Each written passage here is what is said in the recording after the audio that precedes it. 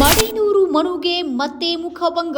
ಗ್ರಾಚಾರ ಕೇಸಲ್ಲಿ ಲಾಕ್ ಆಗಿದ್ದ ಮನು. ಶಿವಣ್ಣ, ದರ್ಶನ್, ಧ್ರುವ ಸರ್ಜಾ ಬಗ್ಗೆ ನಾಲಿಗೆ ಹರಿಬಿಟ್ಟಿದ್ದ ಮನು. ರಿಯಾಲಿಟಿ ಶೋ ಮೂಲಕ ಬಂದು ಕುಲದಲ್ಲಿ ಕೀಳ್ಯಾವುದು ಸಿನಿಮಾ ಮಾಡಿದ್ದ ನಟ ಮಡೇನೂರು ಮನು ಮತ್ತೊಮ್ಮೆ 3 ಸ್ಟಾರ್ ನಟರ ಬಗ್ಗೆ ಮಾತನಾಡಿದ್ದಾರೆ. ಈ ಬಾರಿ ಅವರು ಬಹಿರಂಗವಾಗಿ ಕ್ಷಮೆ ಕೇಳಿದ್ದಾರೆ.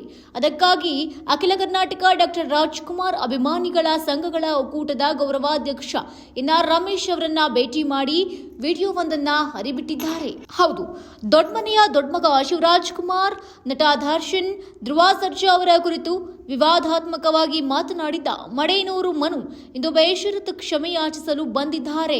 ನಟ ಮಡೇನೂರು ಮನುಗೆ ಸಂಬಂಧಿಸಿದೆ ಎನ್ನಲಾದ ಆಡಿಯೋ ವೈರಲ್ ಆದ ಬಳಿಕ ಸಾಕಷ್ಟು ಬೆಳವಣಿಗೆಯಾಗಿತ್ತು. ಈ ಬೆಳವಣಿಗೆ ಕುರಿತು ವಿವರಿಸಿದ ಎನ್ಆರ್ ರಮೇಶ್ ಅವರು, ಬೇರೆ ಪ್ರಕರಣದಲ್ಲಿ ಸಿಲುಕಿದ್ದ ಮಡೇನೂರು ಮನು ಜೈಲು ಪಾಲಾಗಿದ್ರು. ಸಹನಟಿ ಮನುಗೆ ಸಂಬಂಧಪಟ್ಟ ಆಡಿಯೋ ಬಿಡುಗಡೆ ಮಾಡಿದ್ರು. ಅದರಲ್ಲಿ 3 ನಟರ ಬಗ್ಗೆ ಕೆಟ್ಟದಾಗಿ ಮಡೇನೂರು ಮನು ಮಾತನಾಡಿದ್ದಾರೆ ಎನ್ನಲಾಗಿತ್ತು. ಶಿವಣ್ಣ ಕ್ಯಾನ್ಸರ್ ಗೆದ್ದು ಬಂದು ಸಿನಿಮಾದಲ್ಲಿ ಪಾಲ್ಗೊಂಡಿದ್ದಾರೆ. 6-7 ವರ್ಷ ಇರ್ತಾರೆ. ಧ್ರುವ ಸರ್ಜಾ ಅವರಿಗೆ ಮಾರ್ಕೆಟೇ ಬಿದ್ದೋಗ್ಬಿಟ್ಟಿದೆ. ದರ್ಶನ್ ತೂಗುದೀಪ್ ಕಥೆನೆ ಮುಗಿತು ಎಂಬ ಆಡಿಯೋ ವೈರಲ್ ಆಗಿತ್ತು. ಈ ಪ್ರಕರಣದ ವಿರುದ್ಧ ರಾಜವಂಶ ಅಭಿಮಾನಿಗಳ ಸಂಘ, ಕನ್ನಡ ಪರ ಸಂಘಟನೆಗಳು ಸೇರಿ ನಾವೆಲ್ಲರೂ ಪ್ರತಿಭಟನೆ ಮಾಡ್ತೀವಿ ಅಂತ ಹೇಳಿ ಪ್ರತಿಭಟನೆ ಕೂಡ ಮಾಡಿದ್ರು. ಚಲನಚಿತ್ರ ವಾಣಿಜ್ಯ ಮಂಡಳಿಗೆ ದೂರನ್ನು ನೀಡಿದ್ರು.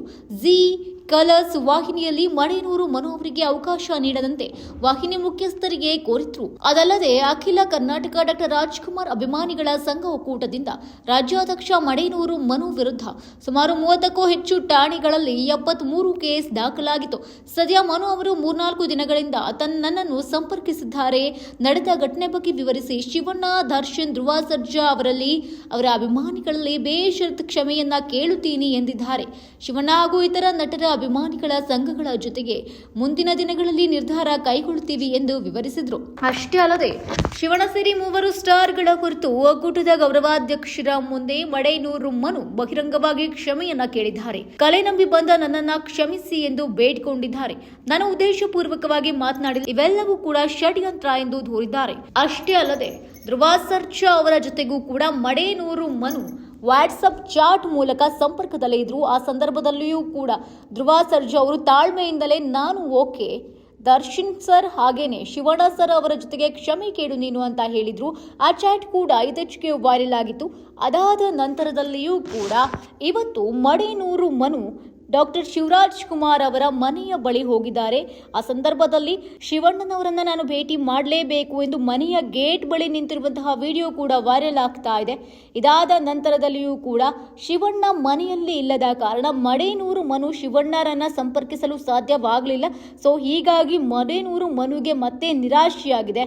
ಒಟ್ನಲ್ಲಿ ಏನೋ ಮಾಡಬೇಕು ಅಂತ ಮತ್ತೇನೋ ಒಂದು ಮಾಡಿ ಮಡೇನೂರು ಮನು ಇಲ್ಲಿ ತಗಲಾಕೊಂಡಿರುವಂತದ್ದು ಕಂಡು ಬರ್ತಾ ಇದೆ. ಮತ್ತೊಮ್ಮೆ ಮಡೇನೂರು ಮನುಗೆ ಮುಖಭಂಗ ಉಂಟಾಗಿದೆ. ಅಷ್ಟೇ ಅಲ್ಲದೆ ಮಡೇನೂರು ಮನುಗೆ ನಿರಾಸೆಯಾಗಿದೆ.